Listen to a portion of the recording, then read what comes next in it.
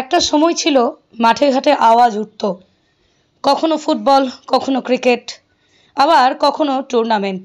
ভিড় হতো প্রচুর মানুষের। তখন মোবাইল ছিল না, তখন বিকেল মানেই খেলাধুলা, তখন বিকেল মানেই বল পেটানো। এটাই ছিল ছোট ছোট যুবক যুবতী ছেলে মেয়েদের খেলার দিশা। কিন্তু এখন সেই খেলার মাঠ উঠে এসেছে মোবাইল ফোনে। তাই ক্রমশ সংকীর্ণ হতে শুরু করে আমাদের জগৎ।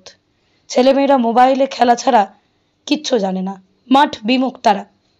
কিন্তু সেই আধুনিকতম যুগে দাঁড়িয়েও দেখা গেল মোবাইল ছেড়ে ক্রিকেট খেলা শুরু করেছে এলাকার যুবকেরা। এবার মোবাইল গেম ছেড়ে ক্রিকেট খেলা শুরু করলো এলাকার যুবকরা।